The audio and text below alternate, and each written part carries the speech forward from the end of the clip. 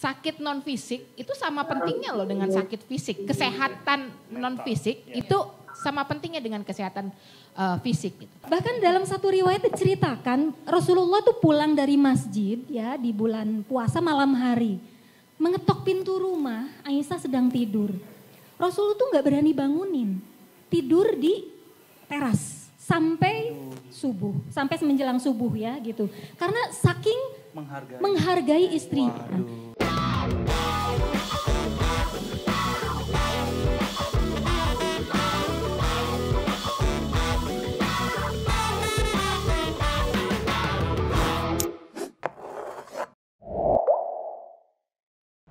Assalamualaikum warahmatullahi wabarakatuh. Selamat sore. Apa kabar teman-teman semua? Yang kompak dong, apa kabar teman-teman semua? Baik. Perlihatkan kekompakan yang ada di studio PWNU Jabar. Oke. Selamat sore juga teman-teman yang bergabung lewat Zoom. Karena hari ini selain kita live di kantor PWNU Jabar, kita juga live di YouTube NU Jabar Channel. Kemudian ada teman-teman yang gabung di Zoom. Selamat sore semuanya. Ya, dari tadi saya ngomong padahal di samping-samping saya ada 3 orang. Oke. Baik, kita hari ini di acara live talk show. Tadi saya sempat debat di sana. Kata Mas Awi, live podcast deh, jangan live talk show karena punya podcast, hamburger podcast gitu. Tepuk tangan dong. Jadi hari ini kita ada di live talk show dalam rangka Diversity Days. Yang tentu teman-teman bisa lihat kita hari ini ada kolaborasi Kutub beserta Hamburger Podcast yang juga didukung oleh berbagai macam media, ada IMS, kemudian Seju, kemudian Aji dan yang lainnya. Tepuk tangan sekali lagi teman-teman semuanya. Oke. Mungkin aku nyapa dulu deh. Boleh. Coba dulu. Selamat sore Mas Awi, Mbak Inai dan Teh Hana. Selamat datang di PWNU. Baru pertama kali ya ke PWNU ya? Iya. Pertama kali. Kalau ke Bandung kan beberapa kali. Gak apa-apa, yang penting bukan terakhir kali. Nah, cocok. Yang penting bukan terakhir kali. Mas Awi, ya, gimana nih? Gua seneng banget gara-gara yang sudah memiliki podcast atau sebagai podcaster, ini adalah salah satu mimpi gue yaitu kecapai buat live podcast. Jadi ini memang sudah jadi kayak semacam impian gue dan di Bandung, di pusatnya peradaban dunia, Sunda Empire. Tulangan dong. Gue mewujudkan impian di Sunda Empire, Jack. Dan yang ketiga tentu saja gue demen banget gara-gara, lu kenapa kuning-kuning? Nah. Gak tahu, mungkin karena dosenku ada golkar. Gue demen banget. Nah ini lebih dari seminggu ya gue hilang kontak. Gue nggak tahu kenapa di WhatsApp, di kontak, di telepon kagak bisa. Ini sekarang muncul dan kita bisa offline-an. Gue demen banget, sehat, semua tentu sehat di sini dan mau ngapain lo? Pasti staycation. Healing.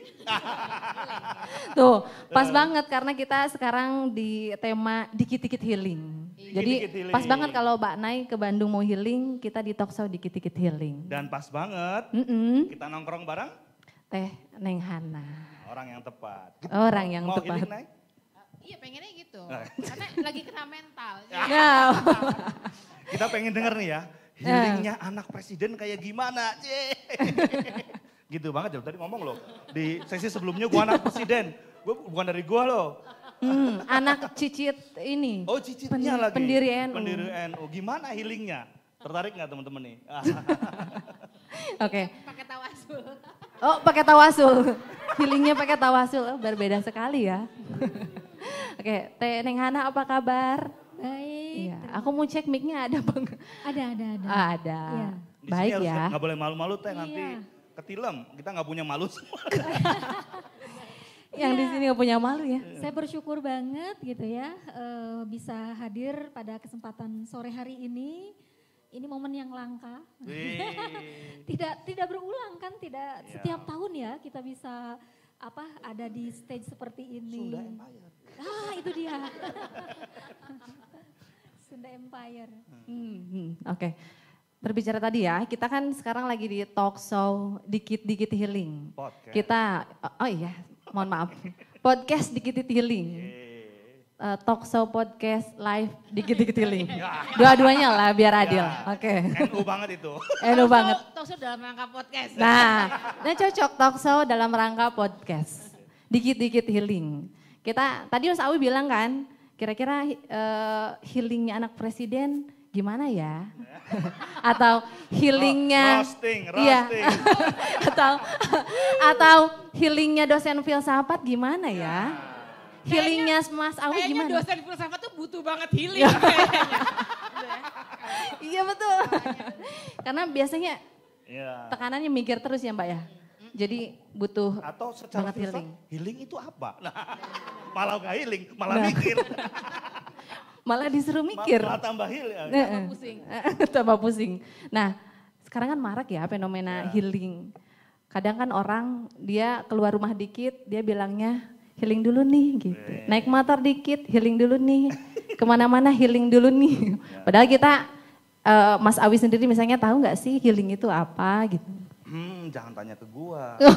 Salah ya? Iya dong. Salah dulu. Nah, Kenapa kita mendatangkan ahlinya? Ahlinya. Jadi kita bertiga ini host ya. Ini adalah bakarnya. Bakar healing. kita klien kita. Iya. Ini yang menggiling, ini yang perlu dihiling. Iya. Kita korban. Gua kadang-kadang pelaku juga sih.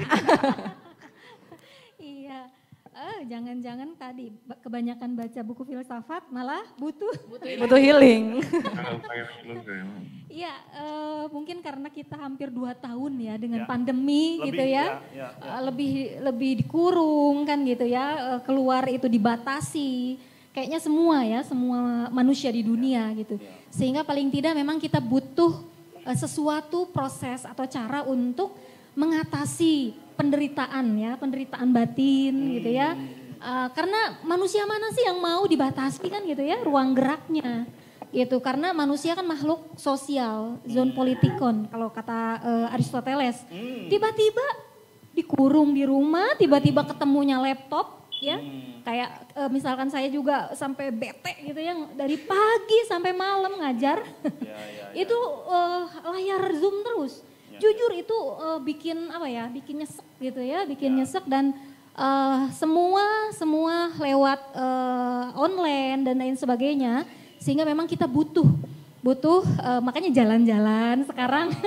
Mudik kemarin ya itu kan terbesar katanya jumlahnya gitu, sehingga di mana-mana macet itu mungkin juga salah satu diniati healing, makanya tren healing, gitu ya. Tapi ada yang nggak mudik dan nggak healing. Gitu ya. Satu jenis pekerjaan. Apa tuh? Patung polisi. Semuanya enggak. Senyum, ketawa aja ketawa, nggak apa-apa. Anggap aja ketawa. Anggap aja lucu, ketawa. Hargai usaha Mas Awi untuk membuat kita tertawa hari ini. Ya, kalau minoritas di sini. Tidak ada. Ini nih suka play. Sikat Mbak Inai, sikat. Ini. Silakan. Roasting. Kalau Mbak Inai, gimana Mbak Inai? Mumpung dia lagi jadi minoritas. Iya. Dari dulu sih. Apa kita bully dong? Malah gitu. Tapi aku rasa mungkin benar tadi yang dibilang Neng Hana ya, bahwa 2 tahun setengah pandemi itu hampir 3 tahun. Itu emang benar-benar dampaknya luar biasa banget. Dan kemudian itu mengajarkan kita sesuatu. Bahwa ada sesuatu yang jauh lebih penting daripada misalnya hal-hal yang selama ini kita anggap, penting banget nih. Aduh aku gak bisa kalau gak melakukan itu. Ternyata ada hal-hal yang lebih penting. Salah satunya adalah kewarasan kita. Gitu. Itu juga salah satu yang kemudian diingatkan lewat pandemi gitu. Misalnya keberadaan orang lain di sekitar kita itu diingatkan gitu. Nah itu kan hal-hal yang sebenarnya kaitannya sama emosional tuh. Betul. Nah yang kaitannya dengan healing tadi itu gitu. Itu bukan hal-hal yang materi. Jadi ternyata aku baru paham hidup bukan cuma soal cuan. Tapi juga soal kamu, enggak. Aduh. Tapi Kayaknya nggak dengar Mas Awi tadi. Yang tadi nggak dengar kayaknya. gak berani, bukan soal Mas Awi. Istrinya ngamuk nanti. Tapi kemudian kita diingatkan pada hal-hal yang lebih penting. Dan juga saya rasa juga ada fenomena bahwa memang belakangan ini kita mulai disadarkan narasi-narasinya, percakapan-percakapannya. Kita mulai disadarkan bahwa ternyata sakit fisik itu sakit non fisik itu sama pentingnya loh dengan sakit fisik. Kesehatan non fisik itu sama pentingnya dengan kesehatan fisik gitu. Nah, ini kan sebenarnya pola pikir barat ya yang kemudian memisahkan tuh antara fisik dengan yang non fisik tuh gitu. Makanya ada ilmu kedokteran yang kemudian membicarakan soal fisik lebih banyak. Sementara kemudian ada hal-hal yang ada ilmu lain yang kemudian membicarakan soal non fisik. Tapi sebenarnya kalau mau dipikir-pikir gitu ya, kebudayaan timur itu nggak misahin. Oke, ya. Gitu. Ada banyak. Jadi kebetulan aku itu tergabung dengan satu perkumpulan di mana kita memang banyak membicarakan soal kesehatan mental itu gitu ya. Nah, itu sebenarnya terutama kalau di kebudayaan timur dan di banyak kebudayaan lainnya, itu tuh nggak pisah. Jadi mental yang kemudian istilahnya dis-ease atau tidak tenang itu, kemudian dia akan termanifestasi di dalam fisik, gitu. Nah,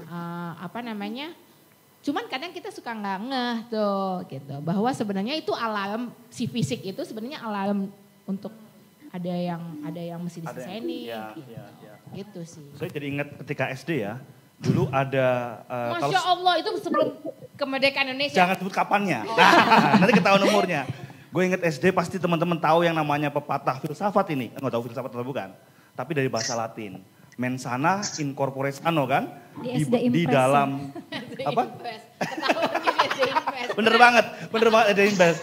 Tapi maksud gue adalah dalam 2 tahun, lebih dari 2 tahun pandemi, baru saja kita nyiapin lah nggak spontan amat gitu ya. Mau ke Bandung, mau ngomong soal dikeliling, kita buka tuh referensi Komnas Perempuan tahun 2020, itu datanya mengatakan bahwa tingkat kekerasan rumah tangga, tingkat KDRT ya, khususnya yang kena ke istri, itu dari jumlah kasusnya itu selama masa pandemi, itu 50%. Kemudian ke pacar, ini pacar perempuan ya, itu 25%-nya. Kemudian ke anak perempuan itu sekitar 12%, sisanya yang lain-lain. Nah, ini fenomena apa? Kok bisa dalam situasi di mana semua orang di rumah, semua orang seharusnya saling bantu-membantu, yang jauh kadang-kadang di WhatsApp, dideket-deketin malah sudah di rumah, kok malah justru makin banyak tingkat stres itu kenapa nih? Bisa? Ya. Itu tadi testimoni dari pelaku Nanti. Atau korban. Dua-duanya. Mungkin kita ini dulu ya dari Teneng Hana dulu. Iya, memang pandemi itu katanya ya, ini juga tadi laporan Komnas juga sama dengan LBH Apik ya. Gitu. LBH Apik dan Care Internasional juga mengatakan bahwa ya perempuan itu 3 kali lebih besar ya mengalami resiko terganggunya kesehatan mental karena pandemi gitu. Justru dengan pandemi ini ketimpangan gender tuh gapnya tuh semakin lebar, meningkat. Ibu-ibu misalkan bebannya itu bukan lagi double burden tapi multiple burden gitu. Di satu sisi dia harus jadi karyawan misalkan ya, di rumah work from home, dia juga harus jadi istri, dia juga harus jadi ibu ya, jadi guru, jadi koki di rumah. Itu kan laundry, jadi mekanik dan lain sebagainya. Sementara pasangannya ini tidak berbagi peran misalkan, sehingga kan numpuk di situ. Pasangannya pasti laki-laki nih. Pasti nih ya. Masih laki-laki nih. Iya. Memang ini. Akhirnya ya tadi KDRT jadi sangat meningkat di era pandemi gitu. Bahkan juga kesehatan mental tadi ya terhadap perempuan yang mengalami anxiety berlebih, ya depresi kan gitu. Itu juga meningkat gitu ya. Bahkan menurut Rapid Gender Assessment dari UN Women, dia mengatakan bahwa pandemi ini mengatakan 15% perempuan tuh nggak punya kerja akhirnya, banyak yang di PHK. Dan 41% menurun pendapatannya. Jadi secara ekonomi ini kan kehantem gitu ya. Banyak hal gitu. Mungkin gitu. Dan itu yang membuat para perempuan butuh healing ya. Karena tadi pandemi yang membuat mereka ternyata lebih banyak beban yang harus dikerjakan. Sehingga keluar sedikit bilangnya healing gitu. Tapi kalau gini gak Nay, kalau misalnya kita nih keluar dikit motoran atau misalnya kita pergi ke hotel, kita bilangnya healing atau main kemana lah bilangnya healing, salah nggak menurut Kak Nay? Kalau salah enggak gitu. Tapi gini, hal yang kenapa tadi ya gitu misalnya kita juga perlu, mungkin kita juga bisa lihat gitu. Kenapa perempuan misalnya lebih banyak tadi gitu dibilang karena ada multiple burden gitu ya. Itu hal-hal yang kayak gini nih, mungkin kesannya sepele tapi sebenarnya impactnya besar sekali. Kayak contohnya ketika si perempuan itu, terutama ketika sudah punya anak misalnya gitu ya, lebih sulit untuk perempuan misalnya kemudian banyak banget stigma yang kemudian meletakkan perempuan sebagai orang yang menomorduakan kebutuhannya. Jadi kebutuhan keluarganya lah yang nomor satu gitu. Jadi sehingga kadang-kadang kebutuhannya dia, termasuk kebutuhan mental terutama, ya udah ntar aja gitu.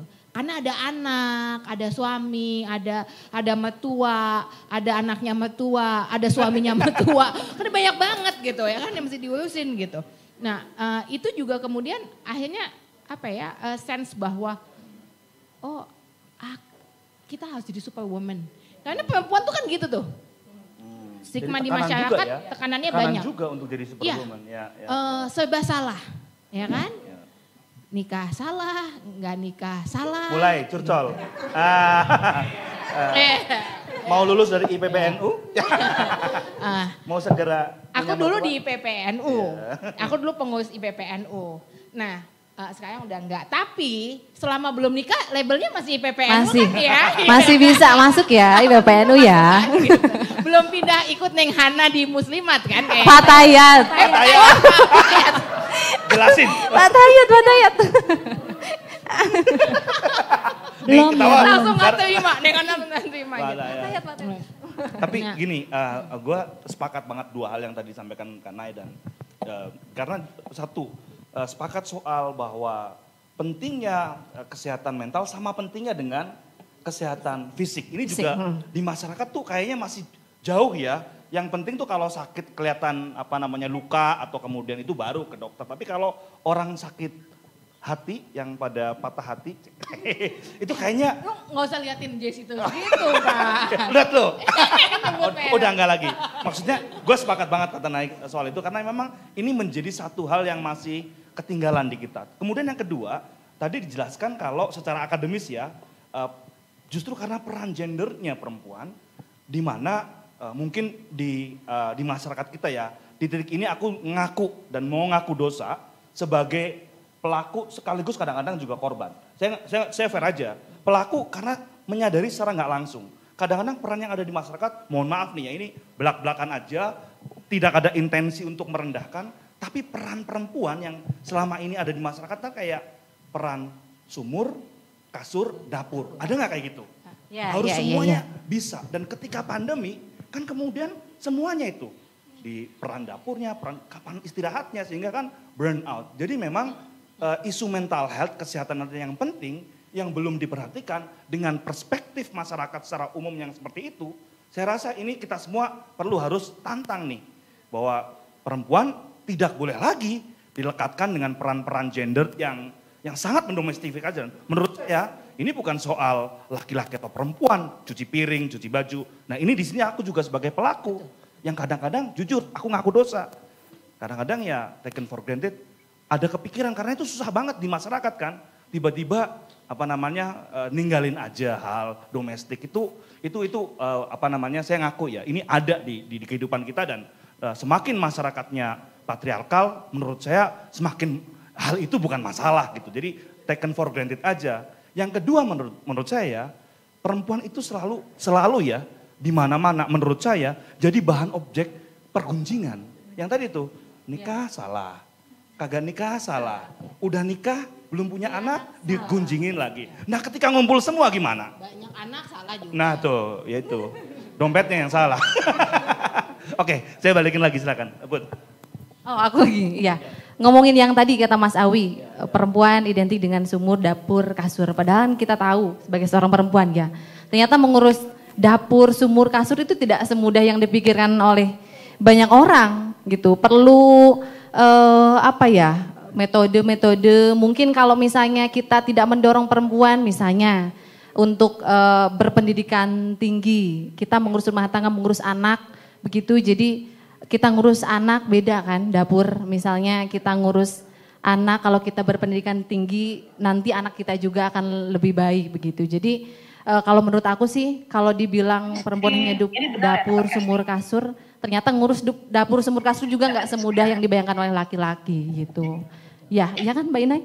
Iya betul. Dan maksudnya gini, kita sudah masyarakat harus mulai bisa Indonesia Timur yang melihat bahwa sumur, dapur, kasur itu, ya meskipun sekarang gimana ya? Soalnya udah Jakarta. Iya. Sumur resapan. Kalau orang Jakarta mah tahu sumur resapan. Kalau karakter orang baik itu nggak bisa. Belum mulai nah. Iya, muka-muka orang. Udah mulai ke sana ya? Nah, apa namanya? Belum 2023. Kita sudah mulai harus bisa melihat bahwa sumur, dapur, kasur itu bukan lagi pekerjaan domestik perempuan. Betul. Kenapa? Karena ketika kita misalnya ya di dapur kita masak itu nggak pakai alat kelamin, jadi nggak dibedain, masak itu pakai tangan loh. Iya betul. Jadi itu bisa dilakukan oleh baik laki-laki maupun perempuan. Setuju. Sehingga kemudian beban bahwa itu harus dipikul oleh perempuan. Saya misalnya gini, saya ambil contoh kemarin saya naik taksi, pengemudinya perempuan. Terus kemudian dia cerita, iya dia jam 2 pagi pulang. Iya tuh saya pas lagi Ramadan terus dia bilang, iya saya masih harus masak gini. Suami kemana teh? Saya tanya gitu. Ya ada kerja gitu. Ya baru pulang juga sama. Kan teteh juga baru pulang juga naik ya? Iya. Suami juga baru pulang kerja? Iya. Pertanyaan sama kan? Sama, iya. Tapi kenapa badannya harus si perempuannya yang selalu harus masak gitu misalnya? Multiple burden. Nah, ya gimana nggak burn out? Kalau kemudian misalnya itu bebannya diberikan semuanya kepada perempuan. Jadi kalau kita mulai melihat itu bahwa itu misalnya masak itu nggak ada hubungannya dengan dia perempuan. Masak itu hubungannya dengan perut lapar apa enggak? Gitu. Sama punya uang atau enggak? Nah, jadi itu yang menurutku kalau kita bisa mulai menggeser itu, maka juga akan ada problem-problem yang bisa diselesaikan gitu. Nah, meskipun saya juga mau mengkoreksi Mas Awi gitu, ketika tadi bilang bahwa kesehatan mental itu sama pentingnya dengan kesehatan fisik. Ternyata di antara kedua itu ada yang jauh lebih penting kesehatannya. Kesehatan dompet.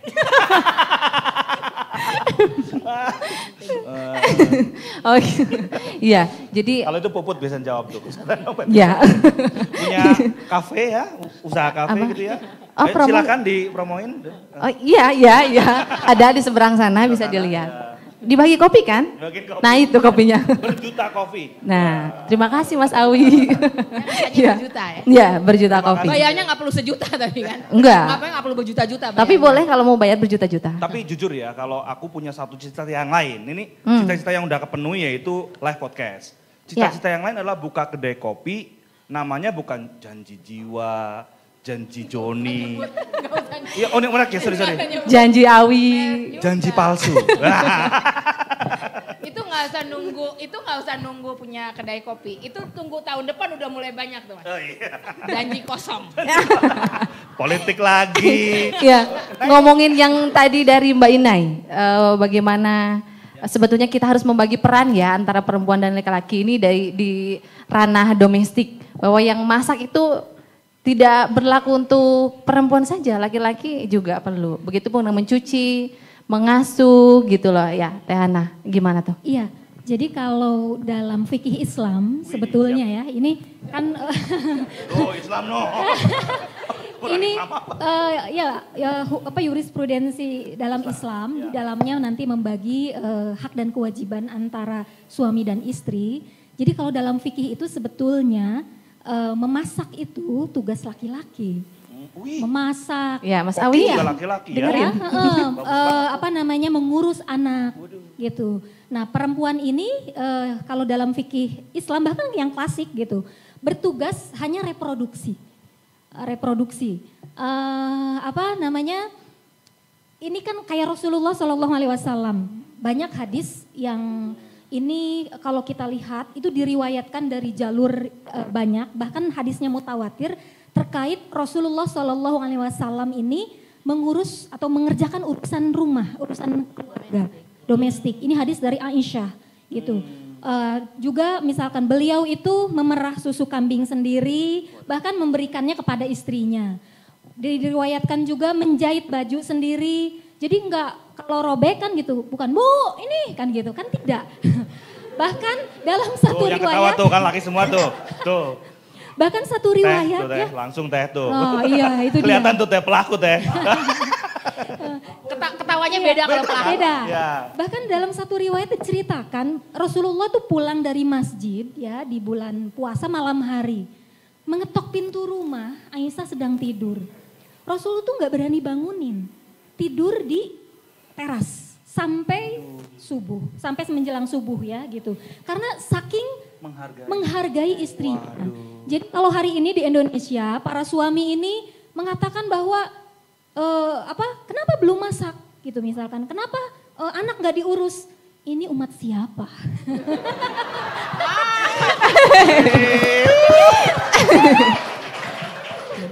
Kanai pengen jadi mualaf Kanai. Kalau Islamnya ini pengen jadi mualaf Kanai. Boleh. Nanti kita proses ya di sini. Tapi ini ya maksudku menarik juga kayak misalnya kemudian selain kemudian kita mulai berbagi peran sehingga perempuan juga tidak burn out gitu ya. Yang kedua juga ya tadi itu sebenarnya tadi saya mau mention bahwa laki-laki itu kemudian misalnya yang tadi itu karena perempuan berpikir bahwa seringkali di build gitu by society gitu ya dari masyarakat bahwa kebutuhanku itu nomor 2. Yang utama itu anakku dulu atau apaku dulu gitu ya. Sehingga kemudian juga kalau mau kemana-mana itu juga mikirin anak dulu gitu. Ini anaknya mesti tetap dibawa nih gitu kan. Ini tak taruh mana ya gitu. Sementara kadang-kadang kalau laki-laki bisa ntar gue touring dulu. Ntar gue main game dulu gitu. Mereka selalu bisa punya itu, perempuannya enggak. Gitu. Nah ini juga kemudian menciptakan stres juga. Gimana nggak stres gitu. Maksudnya badannya banyak, burn out, tapi kemudian tidak ada eskapis, tidak ada distraksi lain misalnya kemudian gitu. Ya betul. Jadi Mas Awi didengarkan ya? Iya, Ya. saya meskipun mendengarkan saya juga tetap juga melakukan satu riset juga di saat pandemi. Ini di topik saya yang lain selain saya jadi podcaster saya juga peneliti juga. Waktu itu kita buat satu research di beberapa negara di Asia Tenggara dan Asia Timur tentang situasi pekerja migran di saat pandemi di mana salah satu isunya yaitu burnout ya, mental health dan ketika kita melakukan riset itu satu hal yang kita benar-benar pengen kampanyekan bahwa banyak sekali para pekerja migran itu dia nggak mendapatkan support, tidak mendapatkan dukungan. Dan kalaupun itu mendapatkan dukungan itu harus mahal banget, biaya psikologi dan sebagainya. Dan kalau ini menjadi fenomena yang katakanlah umum di saat pandemi ini banyak, terus pertanyaan saya adalah gimana caranya untuk kemudian kita bisa mendapatkan akses terhadap bantuan psikologi. Karena memang ternyata ini benar-benar isu yang kemudian menjadi viral ya atau isu utama ya di dalam COVID ini itu isu mental. Gimana nih caranya? untuk Iya. untuk Teh Neng Hana. Iya, sebetulnya ada pusat-pusat layanan, ya pusat psikologi yang terdekat juga sebetulnya ada ahli psikolognya itu di P2 TP2A ya, di kota kabupaten itu memang dari Kementerian PPPA itu wajib ada. Kebetulan saya pernah di sana dari 2010. di sana harusnya ya. Ya, saya membantu di sana pas saat riset disertasi dan juga terlibat program. Jadi itu di setiap kota kabupaten memang wajib ada psikolognya. Dan memang rata-rata ada ya, memang dianggarkan kan. Paling tidak kita cari yang gratisan dulu ya. Yang gratisan dulu kan dan yang memang hotline-nya ada. Itu di setiap kota kabupaten ada Mas gitu. Jadi bisa sebetulnya karena kalau layanan psikologi yang yang swasta itu kan agak sulit ya menjangkaunya ya. Belum juga tidak murah kan gitu. Jadi sebetulnya bisa mengakses itu ya P2 TP2A Pusat Pelayanan Terpadu Pemberdayaan Perempuan dan Perlindungan Anak itu ada. Dan di cover BPJS juga kan ya? Di cover BPJS. Oh, sudah ya? Iya. Sudah, oke. Sudah. Jadi kesehatan mental sudah bisa di cover. Benar nih? BPJS. Betul. Ya. Oke, Tapi kan ini Mas Awi, Mbak Inai dan Teh Hana, masalahnya adalah ketika seseorang ingin berkonsultasi misalnya secara psikologi, kadang kan masyarakat menganggap bahwa Ya, negatif. Ya. Ya. Oh ini dia udah agak nggak waras ya, mau Gila psikologi ya gila ya gitu. Itu gimana tuh Kak Nai? Sebagai pakar. Sebagai pakar, pakar apa? Pakar kegilaan. Mental health. Kegilaan yang positif. Saya rasa malah kalau nggak ke psikolog nanti lama-lama jadi gila. Iya. Tapi gini, saya nggak suka term gila sih ya, karena itu Iya. memang sebenarnya udah nggak. Meskipun gini, saya sendiri bukan nggak suka term gila gini. Bahwa madness itu mungkin bisa dipakai terjemahannya kegilaan, tapi kita tidak sedang membicarakan itu, bukan gitu. Kita sedang membicarakan kesehatan mental, gitu. Dan termnya bukan gila sebenarnya gitu. Tapi ada gangguan kesehatan mental gitu. Dan kalau saya rasa ini saya nggak bisa ngomong dari ini ya, dari saya nggak punya data misalnya atau apapun gitu. Saya bukan ahli, saya dari based on experience saya aja deh gitu ya. Based on experience saya, kalau ada hal-hal yang nggak bisa kalau buat saya ada hal-hal yang nggak bisa dia di healing dengan staycation di Ubud misalnya, nggak bisa, bukan itu. Seringkali kita kemudian malah pertanyaannya gini, kita ini beneran healing apa sebenarnya lagi emang mau pati-pati aja sih gitu. Atau distraksi aja. Seringkali kemudian kita distraksi, tapi nggak disembuhin juga. Nggak selesai juga. Iya, nggak selesai, malah nambah masalah gitu. Iya gitu. Kemudian kita mencari pelarian gitu. Itu yang sering terjadi. Dan pihak-pihak yang tanda kutip berwenang yang memang punya keilmuannya itu bisa membantu di situ.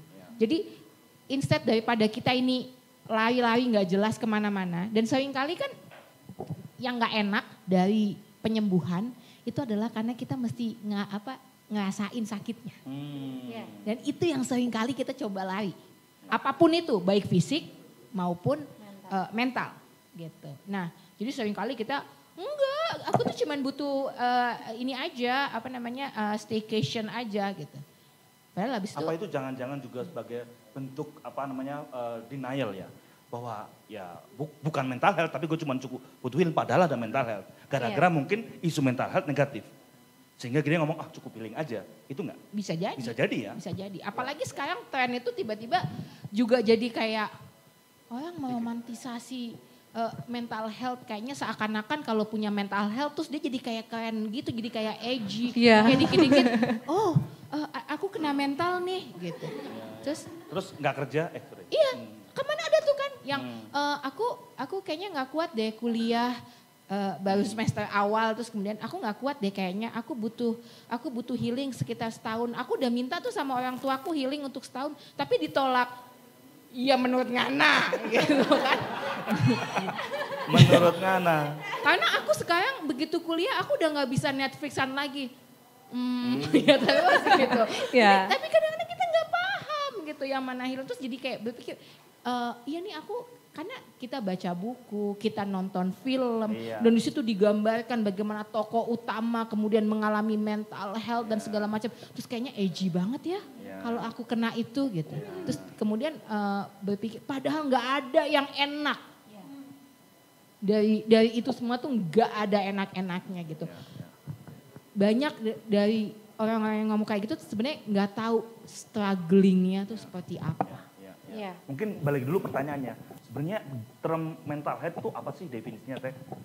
Sehingga orang mungkin bisa bukan self diagnosis, tapi secara keilmuan itu sebenarnya apa sih definisi yang orang kena mental health? Jadi ya kondisi di mana seseorang itu kehilangan apa ya? Dia tidak tahu potensi dirinya, misalkan dia disorientasi, betul. terus pengen bunuh diri, bahkan kayaknya stuck semua tuh stuck, ketutup, blank semua. Kalau kata komputer tuh hang, ya kan, ngehang kan, nggak bisa diapa-apain.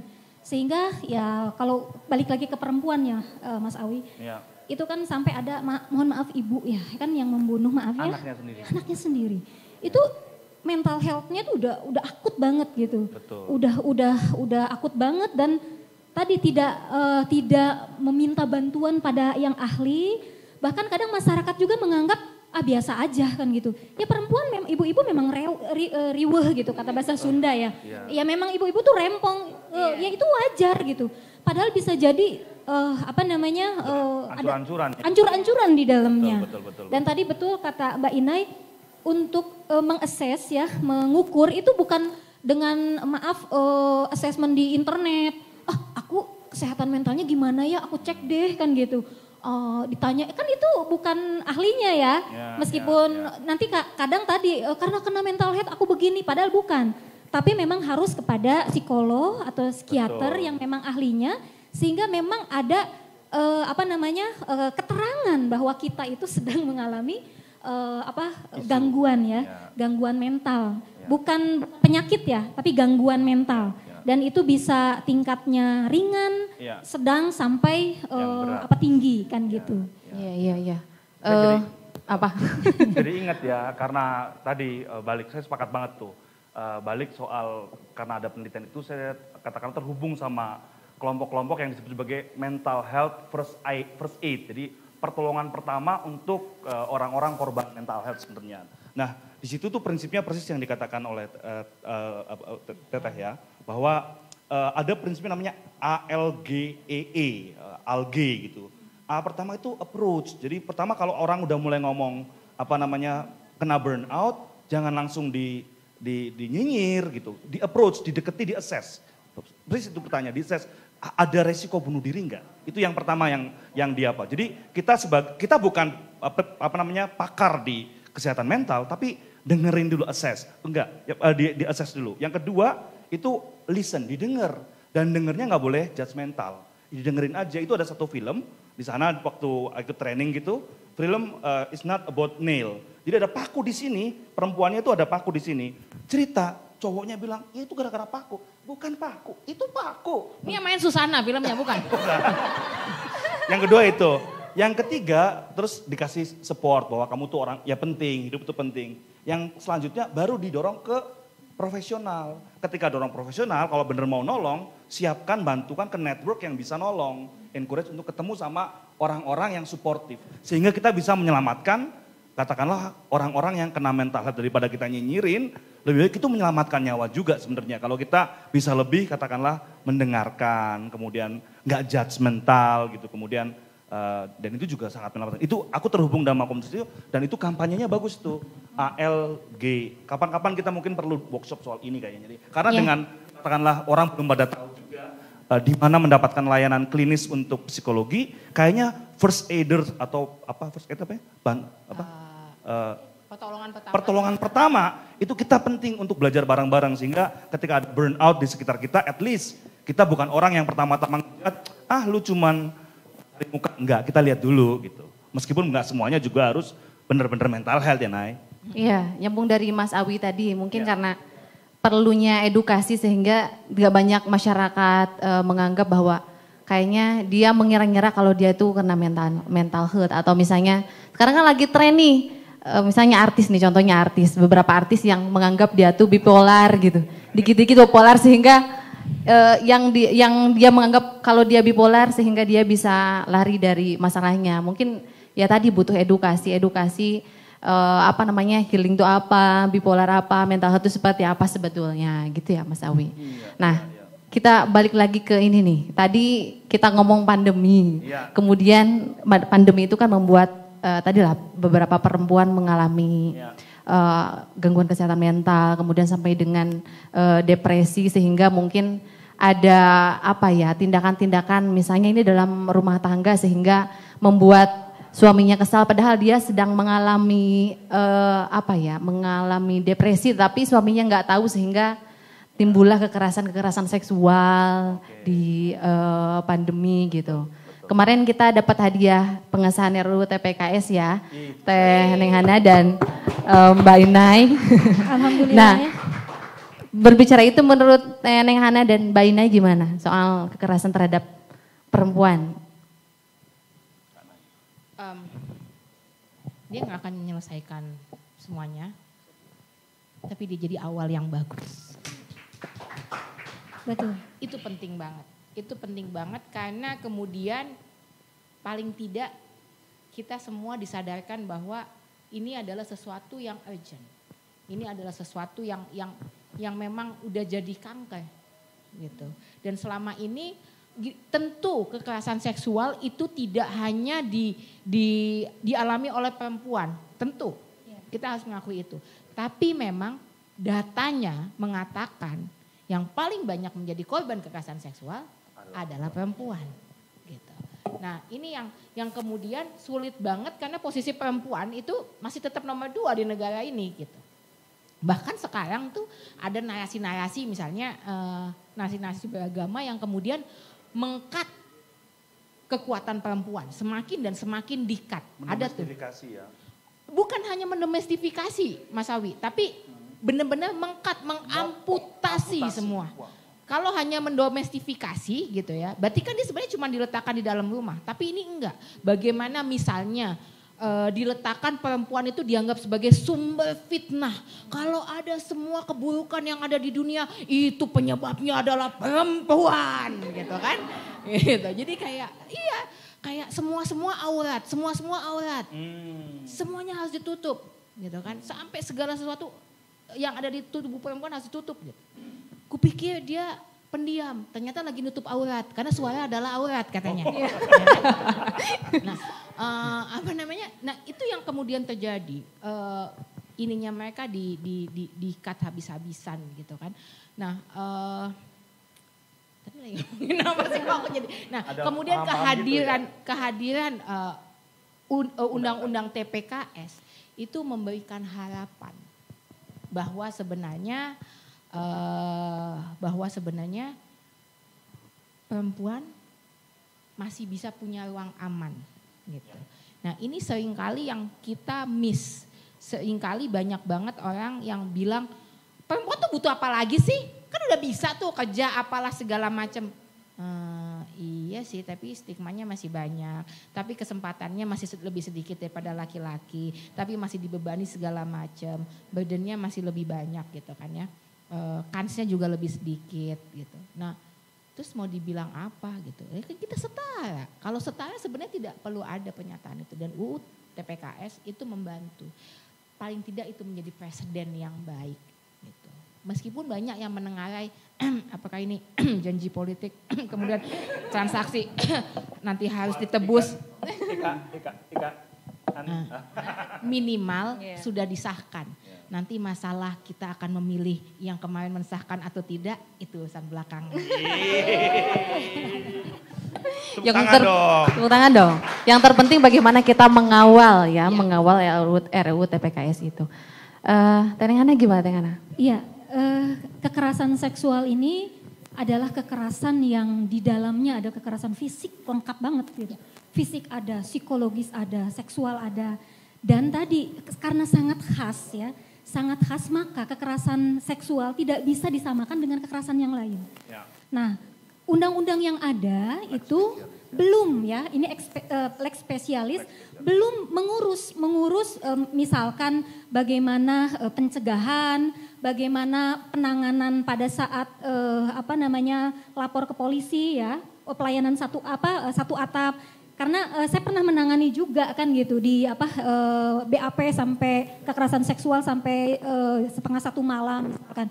Itu kan mohon maaf di ruangan terbuka loh. Ditanya-tanya polisi dan tadi mohon maaf karena ini suami istri, suaminya karena mungkin kantor polisinya juga sempit ya gitu. Suaminya ada di sana sehingga kan si korban sangat ketakutan gitu. Jadi tidak ada mekanisme yang berperspektif gender. Termasuk nanti jaksa yang mendampingi, termasuk hakim yang mengatasi proses hukum tersebut itu belum berperspektif. Jadi belibet. Berperspektif gender gitu. Ya. Terus juga misalkan ini, kita tuh tidak hanya sekedar fokus pada sanksi pada pelaku ya. Sanksi pada pelaku juga misalkan yang maksimal tuh di Undang-Undang Perlindungan Anak tuh 15 tahun. Ya 15 tahun kalau orang tua atau orang terdekat gitu. Nah bukan masalah itu, ini juga nanti kebiri, ini juga masalah baru lagi ya, masalah yang lain lagi. Bukan masalah itu, what next? Kita fokus pada korbannya. Iya enggak? Dan itu enggak ada di undang-undang yang lain. Ya Allah sampai saya mendampingi di Kabupaten Bandung Barat, setelah 28 anak perempuan oleh Ustadz yang berhasil kita dampingi 12 dan yang meneruskan sekolah 6, itu kita sampai nyari-nyari dana karena nggak ada di anggaran. Setelah selesai divonis, ya kebetulan itu divonis ya. Dan yang dari korban kasus kekerasan seksual yang bisa masuk ke ranah hukum itu cuma 7%. Dan itu pun dari 7% yang betul-betul divonis pelakunya cuma 1%. Termasuk yang saya tangani tadi, mereka itu kan berkepanjangan luka fisik, luka, aduh ya Allah, ya Allah sampai bagaimana menemukan dunia, maksudnya lingkungan baru ya kita titipkan ke pesantren, ya, di mana semua orang nggak tahu dia seperti apa, sampai akhirnya memang bisa jadi berprestasi sih gitu. Itu nggak ada anggaran, nggak ada makanya saya lega sekali dengan undang-undang ini gitu. Karena berpihak pada korban dan rehabilitasi itu yang sangat penting gitu. Tidak hanya sekedar mensanksi pelaku dan proses-proses kuratif hukum tadi ya yang berperspektif gender ya gitu. Teh ternyata saya juga baru menyadari, baru menemukan ya belakangan ini, ternyata trauma itu sendiri tidak hanya dialami oleh korban, tapi juga oleh lingkungan sekeliling korban. Bagaimana kemudian mereka menemani korban dan segala macam. Terus atau mendapati misalnya orang yang dicinta kemudian mengalami tindakan-tindakan kekerasan itu juga traumatik. Nah itu kan gak ada. Yang mau mengcover siapa? Traumanya siapa yang akan ngobatin? Siapa yang akan menghealing? Nah itu juga jadi persoalan. Betul. Mas Awi? Ya kalau saya sepakat sama Naya, ini sebagai satu titik awal yang cukup menjanjikan ya, meskipun tentu kita harus kawal pelaksanaannya, tapi sejak tahun 85 saya rasa dunia itu sudah secara sadar bahwa kekerasan, diskriminasi terhadap perempuan itu ada di mana-mana. Di negara dari kutub utara, kutub selatan, negara A sampai Z itu ada. Sehingga ada satu konvensi PBB namanya CEDAW. Dan itu kuat sekali, Convention on the Elimination. Elimination kan kata-kata yang cukup tegas ya dalam bahasa hukum, untuk mengamputasi, untuk menghapus kekerasan terhadap perempuan. Itu sejak tahun 85 komunitas internasional sudah sadar bahwa ada persoalan budaya patriarkal yang kemudian mengobjektifikasi perempuan, termasuk perempuan dijadikan objek seksual dalam konteks ini. Dan tentu di titik ini ya, dengan adanya undang-undang TPKS ini menjadi semacam norma baru buat kita semuanya. Mungkin sebelum-sebelumnya nyuil-nyuilin perempuan, gak tahu nyuil-nyuilin bener gak sih? Di jalan. Catcalling. Catcalling itu jadi norma yang biasa. Dengan adanya norma setting di undang-undang TPKS, itu termasuk dalam konteks pelecehan. Ya kan? PS, pelecehan seksual. Dan kemudian kita mencoba menjadi bangsa yang bareng-bareng lebih beradab. Nggak bisa lagi mengobjektifikasi perempuan secara seksual, baik dalam konteks pelecehan, apalagi kekerasan seksual. Jadi saya rasa ini buat belajar bangsa juga belajar bareng-bareng. Tadinya misalkan sebelum 98 norma katakanlah korupsi, kolusi itu biasa kan, orang korupsi nitipin anaknya itu biasa. Tapi dengan reformasi misalkan, kemudian korupsi ada KPK sekarang. Walaupun implementasi masih ada korupsi juga, tapi anti korupsi sudah jadi norma kita. Gitu. Pelanggaran HAM, dulu kalau aku jadi katakanlah orang yang berkuasa bisa nyulikin apa saja. Ya kan banyak kasus pelanggaran HAM kayak gitu. Kemudian dengan ada undang-undang HAM, sekarang para pejabat agak takut-takut itu. Kalau dia sewenang-wenang, sama dengan undang-undang TPKS. Dengan adanya norma ini, kita bersama-sama menjadi bangsa yang kemudian lebih bermartabat, beradab dengan tidak mengobjektifikasi siapapun dalam konteks seksual. Itu menurut saya. Kamu pasti aktivis HAM ya? Bukan. Saya pelaku juga, saya juga korban juga. Enggak korban pemahaman lah di masyarakat yang memang saya harus mengaku karena itu memang ada di masyarakat kita. Yeah. Jadi saya harus, ini menjadi kayak semacam ini bareng-bareng niat bareng-bareng untuk kemudian kita ke depan juga menjadi bangsa yang lebih bermartabat dan beradab. Oke. Aktivis HAM ya? Aktivis HAM ya? 29 tahun. Ini paling semalam nih ya. 29 tahun. Mas Awi, yes. Mumpung ada penonton nih di sini. Bagaimana kalau kita mendengar pertanyaan-pertanyaan dari para penonton? Jadi Bapak Put jangan cuma dengar aja dari penonton. Ya. Kita juga nyediain 2 kaos ya. Oh iya. Sambil ikut podcast juga menyediakan 2 kaos gitu. Iya. Mas itu tadi apa kaosnya? Iya. Itu ada di situ. Syaratnya adalah yang pertama bertanya, yang kedua tadi apa? Subscribe. Ya. Like, share, and subscribe. Hamburger Podcast. Yeah. Dan kutub.id. Dan yang paling penting sebenarnya didengerin. Iya. Jangan cuma di subscribe doang. Nanti ada kawan kita di Hamburger Podcast untuk yang lihat. Yang paling cepat kemudian ngerilis reelnya langsung ditangkap, langsung dapat. Ya cepetan. Kasih waktu ya. Ayo. Kasih waktu.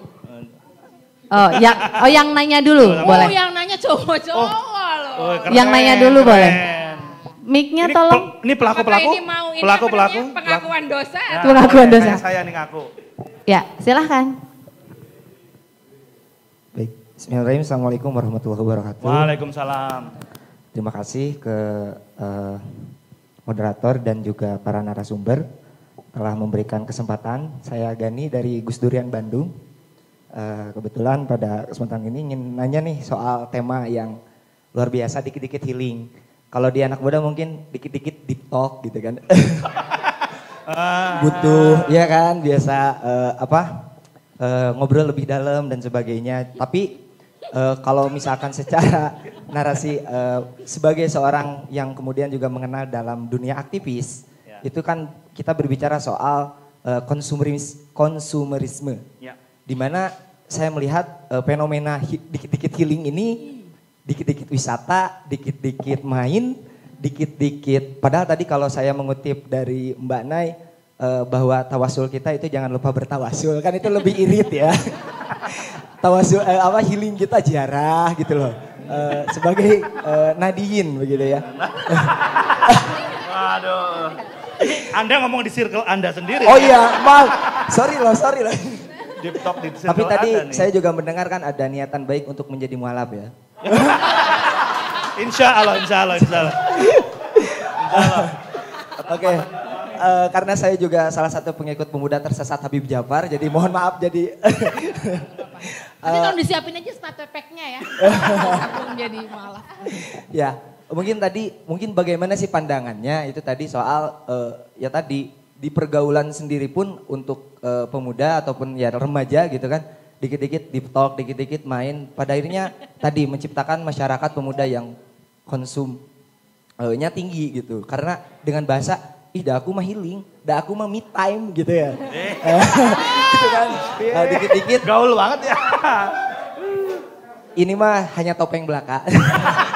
Ini pasti anak selatan ya, Bandung Selatan. Asalnya rebel gitu. Ya itu sih mungkin pandangannya gimana sih. Ya oke lah kita butuh healing, mental health itu penting, kesehatan mental itu penting. Tapi kita juga waspada nih gitu. Apalagi nanti kalau misalkan kita yang sebagai remaja, apalagi sekarang menginjak umur 25, 27 sampai kepala 3 mau punya anak, kasarnya ke depan, ini budaya konsumerisme kan sangat luar biasa gitu. Nah itu mungkin pandangannya dari para narasumber dan itu gimana gitu. Terima kasih. Assalamualaikum warahmatullahi wabarakatuh. Waalaikumsalam warahmatullahi wabarakatuh. NU tuh, tahu kan terakhirnya? Iya. Kanai dulu, Kanai. Oke, itu menarik banget. Mas siapa tadi? Siapa? Hah? Yadi. Gani Sugani, misalnya kalau Sunda gitu. Terima kasih pertanyaannya, ini menarik banget gitu. Ya dikit-dikit deep talk, baru deep talk 2 hari udah biasa mau dikawinin gitu kan. Itu banyak tuh yang kayak gitu. Terus tiba-tiba ternyata dia deep talknya ke 10 cewek ya. Enggak curhat. Gani banget.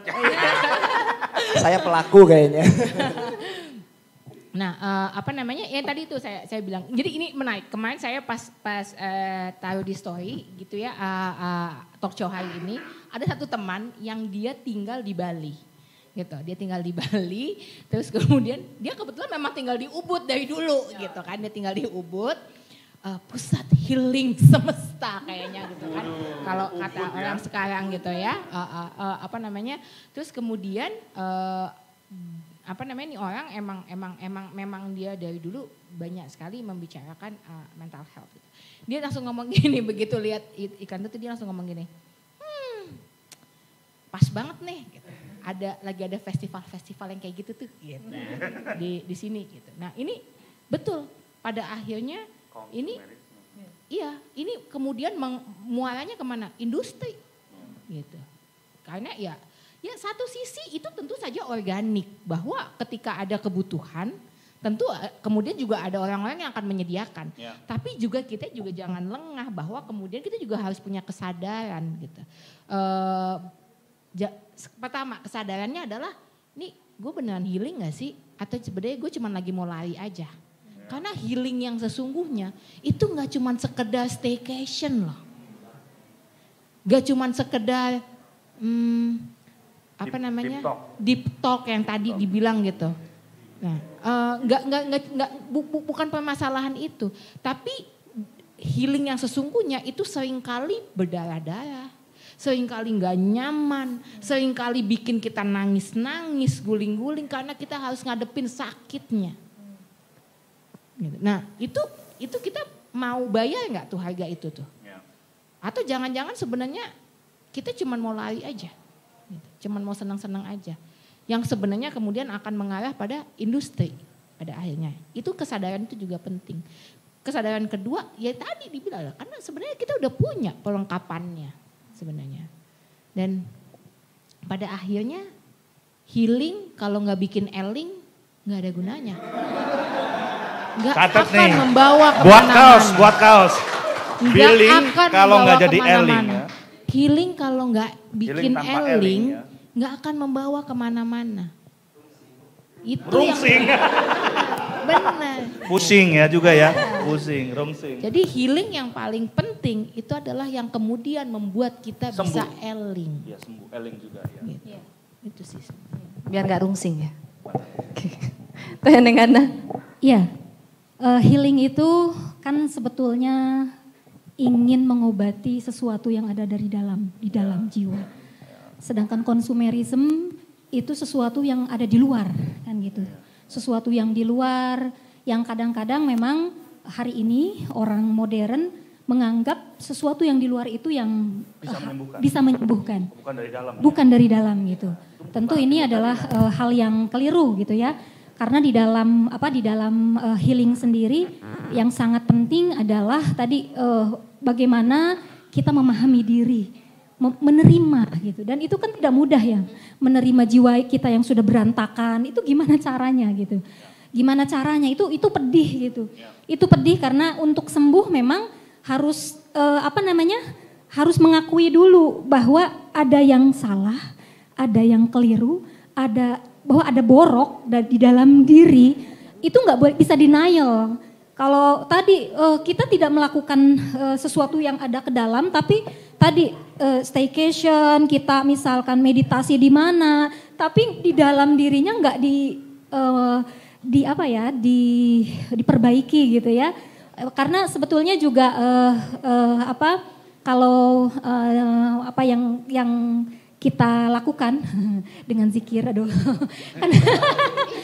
Iya, bagian dari healing kan. Iya. Pada saat misalkan tidak sekedar tahlil itu mengucapkan la ilaha illallah, kita bergerak ke kanan ke kiri, misalkan kita mengalami ekstase gitu ya. Itu juga sebagai sebuah bahwa kita tuh nothing, kita tuh nol. La ilah, tidak ada sesuatu yang menguasai diri, sesuatu yang kita cintai itu kita nolkan diri kita kecuali ya Tuhan semesta gitu. Sehingga kalau ya di kita gitu ya dengan tahlil itu bukan sekedar makan-makan, kumpul, enggak. Tapi itu dijadikan sarana untuk healing gitu, bahwa aduh ya Allah, nanti kalau sudah di dalamnya memahami diri gitu, bahwa kita tuh nol, kita itu menerima. Aku mah apa atuh gitu ya. Butiran debu. Butiran debu gitu ya. Kalau tanpa pertolongannya pada saat pasrah, kosong, ya hanya Tuhan gitu. Barulah self rewardnya boleh kalian TikTokan, boleh staycation di mana, it is okay gitu. Untuk menghibur itu juga bukan berarti hal yang negatif, salah enggak. Tapi ada sesuatu yang harus diselesaikan dulu gitu. Iya. Teh mau nanya dong Teh, jangan-jangan kita suka kayak gitu tuh, kita suka healingnya dari luar gitu ya. Karena kita suka nganggap problemnya dari luar. Kan gara-gara Puput makanya gue jadi stres kayak gini gitu ya sih gitu. Iya itu dia. Jadi kita menyalahkan sesuatu yang ada di luar diri kita. Gitu. Padahal kalau kita, ini komputer lagi ngehang, itu kan kita bisa kontrol, ALT, del, gitu kan ya. Berarti yang pertama kan kontrol, yang bisa kita kontrol apa ya diri kita kan gitu. Saya nggak bisa kontrol Puput mau kayak gimana ya Put ya gitu. Sehingga tadi nggak bisa nyalahin situasi, kondisi orang lain, yang bisa kita kontrol ada diri kita gitu. Terus ALT ya alternatif kan. Ya alternatif itu ya tadi cari orang yang secara otoritatif itu paham diri kita. Betul. Bisa tadi kiai yang otoritatif, yang sanadnya jelas ya, misalkan sanadnya Jadi jelas. nggak dari Google ya? Enggak. Ngaji dari Google. Iya, Ustad Ana teh saha kan gitu ya. Iya. Kalau yang baru pulang dari Singapura? Itu dia. Pulang. Bukan dideportasi. Iya, gitu ya. Enggak ikutan. Pulang. Oh iya. Pulang. Hey, gue di Bandung pulang. Masa dideportasi dari Bandung? Kafir aja berani-beranian ngomong gitu. Kan mau mualaf. Iya, yang terakhir ya Del kan gitu ya. Ya kita delete aja lah. Sesuatu yang sekiranya memang tidak memberikan kontribusi yang positif buat kita. Karena siapa lagi yang menyayangi diri kita kalau bukan diri kita sendiri. Aduh, ya. Mas Awi mau nambahin self love. Sekarang udah pindah ininya, istilahnya self love. Mas Awi mau nambahin? Ya, saya yang ringan-ringan aja ya, nih karena dari teman-teman tadi ngomong soal mualaf, ngomong soal pindah agama. Saya itu dulu disebut kanu ya, karena saya kayak gini juga gara-gara orang Katolik yang gaulnya sama teman-teman NU, jadi sebutnya agamanya kanu. Terus habis itu kan, gue kawin sama orang Buddha, jadi disebut kabut. Nah sekarang kalau gimana gitu, nah ini kalau ini bercandaan-candaannya aja, nah. Seriusnya mungkin gue pernah bukaan ya, tahunnya tentu gue gak bakal sebut. Gue pernah tinggal di Bandung, 1 tahun aja sebenarnya, dan gue kerja jadi mekanik mobil di satu dealer yang gue gak harus sebut dong. Nanti gue kayak promosi mobil seneng amat, iklan dulu dong di Hamburger Podcast. Joke is not a crime. Maksud gue gini, pas gue jadi mekanik, gue tuh belajar satu hal. Dan ini mungkin kayak tadi, kayak semacam apa punya formula ya, Ctrl Alt Del. Gue juga belajar ketika yang namanya uap bensin ketemu dengan percikan api dari busi, itu kemudian terjadi pembakaran, ledakan, dan itu menggerakkan piston atau seher.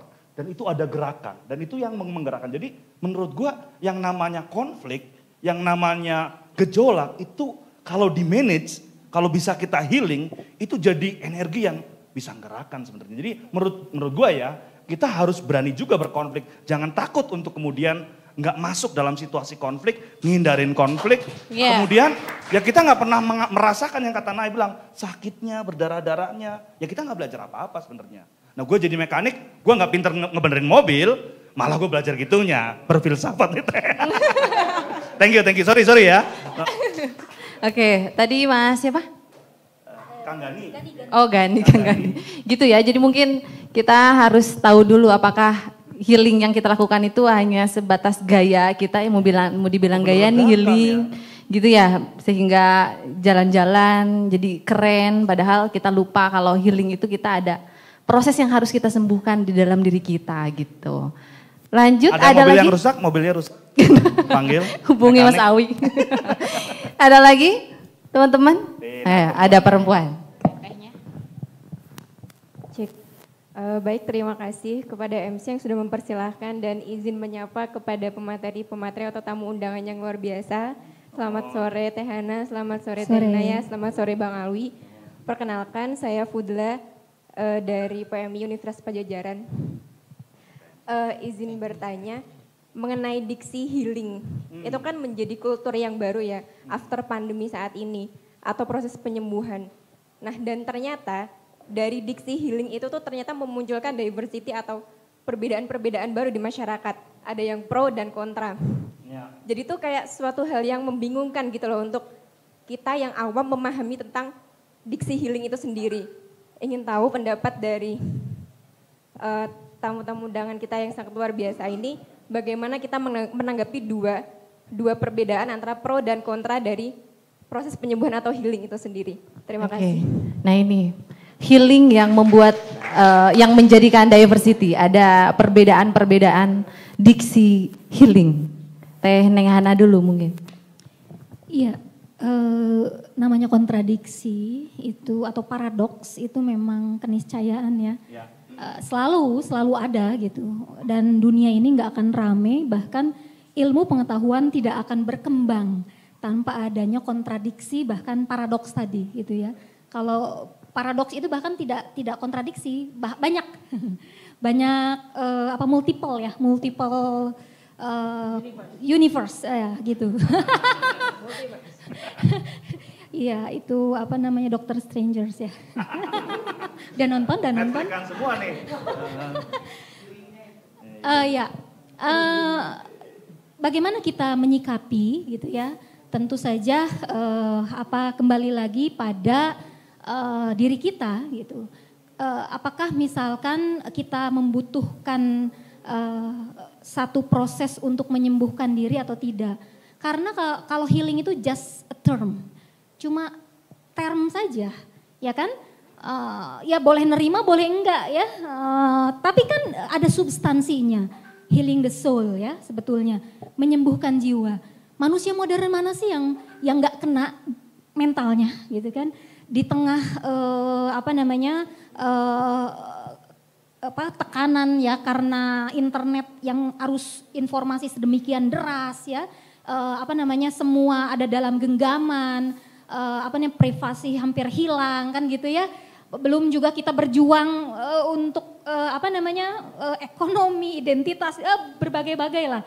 Saya pikir manusia modern kena hantaman soulnya, jiwanya. Sehingga apabila Anda butuh apapun namanya, tentu merasa perlu untuk mengatasi, menyembuhkan diri. Karena kalau misalkan ada indikasi gangguan jiwa itu gangguan ringan ya, gangguan ringan mental di mana seseorang tuh ngeblank tadi loh, stuck, benar-benar stuck. Dan ini ada satu istilah namanya psikosomatis. Ya, psiko itu jiwa, soma ini badan. Apa yang ada dalam jiwa itu ngefek ke badan. Ya, bahkan tadi penyebab sakit mah 80% itu psike. Ya, stres gitu. Dari GERD gitu kan, sehingga GERD itu stres, karena stres nih mahasiswa tingkat akhir ya, halo. Kena loh gitu biasanya. Ya kena mah, kenapa? Gitu, karena stres gitu. Berarti kan itu bagaimana psiko kita keganggu berakibat pada soma kita, badan kita. Sehingga kalau Anda merasa perlu, saya pikir term apapun ya nggak masalah ya, nggak masalah. Yang penting kita bisa jadi orang yang sehat aja lah. Jadi orang yang sadar dia ada di mana, gitu kan ya. Bisa menjadi orang dalam tanda kutip meskipun unik gitu ya. Setiap orang kan otentik, tapi dia bisa menjalani hidupnya dengan dengan bahagia ya, meskipun itu kayaknya utopis ya. Karena stres itu juga ini ada penelitian nih dari Stanford University tentang stres. Selama 8 tahun tim psikologi di sana, kalau tidak salah Samantha Carroll, meneliti 180.000 orang yang stres. Yang menganggap bahwa dia stres dan menganggap buruk terhadap stres. Ternyata ya setelah 8 tahun dievaluasi, orang-orang yang mengalami stres dan menganggap stres itu buruk, itu 43% lebih cepat meninggal. Sedangkan orang yang stres, tapi dia tidak menganggap stres itu buruk. Dia stres tapi tidak menganggap stres itu buruk. Ternyata dia lebih panjang umur daripada orang yang nggak kena stres. Orang yang nggak kena stres ya, tapi menganggap stres itu buruk. Jadi intinya adalah menganggap stresnya itu buruk, gitu. Sampai 40% ya? 43% gitu. Jadi stres itu adalah tadi menggerakkan. Ya, seseorang dinamis, jadi dinamis. Ya, dinamis gitu. Guru saya adalah spiritual emotional freedom technique, Pak Faiz Zainuddin. Dia bilang, perhatikan ada singa mengejar kijang. Dua-duanya stres loh. Si kijang tuh stres karena dikejar singa mau dimakan. Si singa juga stres karena dia ingin mengejar buruan untuk makan kan. Tapi stresnya singa dan stresnya kijang beda. Beda ya. Kalau stresnya singa itu positif. Makan ya. Karena makan. Karena memang untuk bertahan hidup. Si kijang negatif. Nah tadi orang-orang yang menganggap stres negatif itu justru lebih banyak meninggal dunia. Tapi yang menganggap stres adalah sebuah hal yang positif, tantangan justru panjang umur. Katanya. Stres teh, aduh punya. Wah, doain lah gitu, nyumpahin, suruh stres mulu. Intinya adalah berbeda-beda pandangan gak menjadi masalah. Gak jadi masalah gitu ya. Kak Inai nambahin. Paling cuma mau nambahin aja bahwa bukan jangan stres, nggak apa-apa stres. Karena stres itu ada gini, nggak ada yang namanya bahagia terus-menerus itu nggak ada. Karena bahagia itu juga situasi, itu kondisi kita gitu. Dan kalau kita bahagia terus, lama-lama juga stres. Gitu ya? Karena menakutkan, iya. nggak ada orang dalam kondisi itu. Dan kalau dia dalam kondisi bahagia terus, dia tidak tumbuh. Stres itu dibutuhkan karena kita perlu tumbuh. Gitu. Nah jadi nggak apa-apa, nggak masalah gitu. Yang jadi masalah kalau kemudian kita menganggap itu menjadi sesuatu yang kemudian jadi beban, terus akhirnya kita nggak bisa keluar dari situ atau kita tidak ingin mencari penyembuhan gitu ya. Nah kalau saya rasa sebenarnya ini bukan, apakah termnya tepat nggak sih, healing, pro apa enggak, kontra apa enggak, itu mah biasa, semuanya ada hatersnya kok. Tuhan aja ada hatersnya, apalagi cuma ini.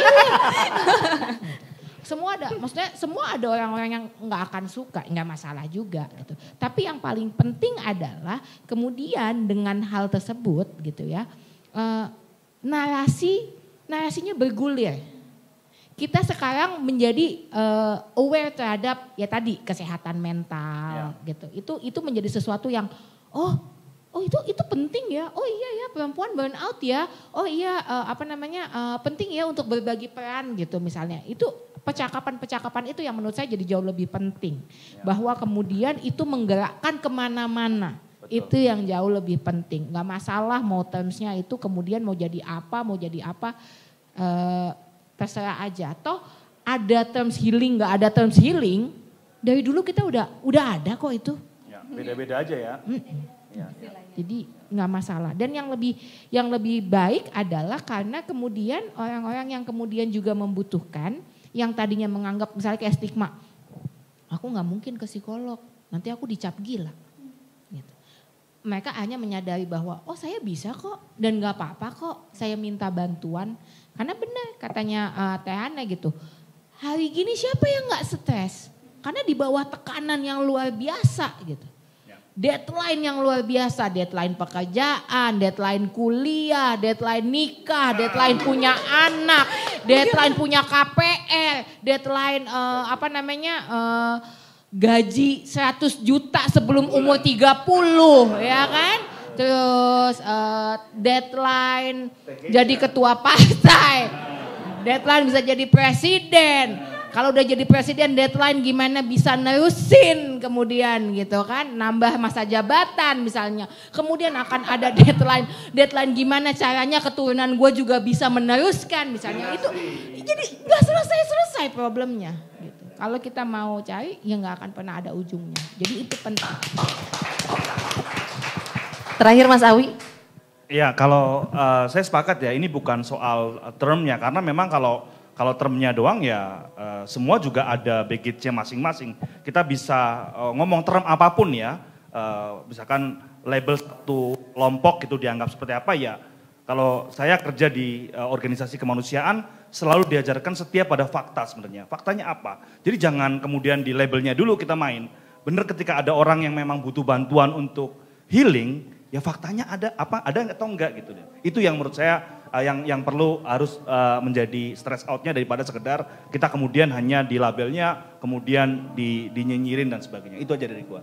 Oke, bagaimana? Oke, cukup ya.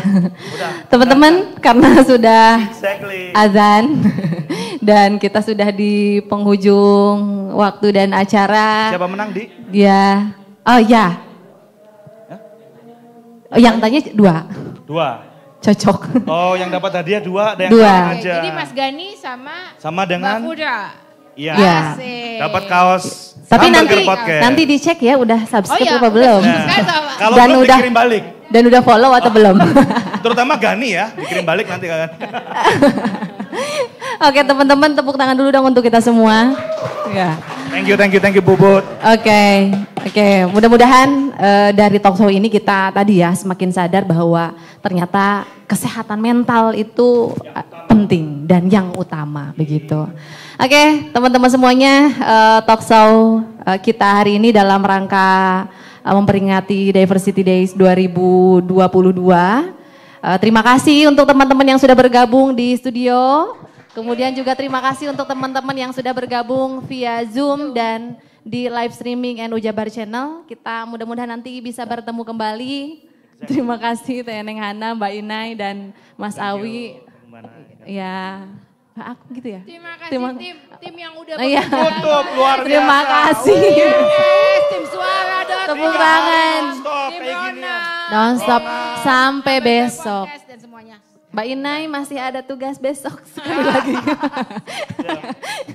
Besok masih ada talkshow lagi ya. Jadi terus ikuti kegiatan Diversity Days kita.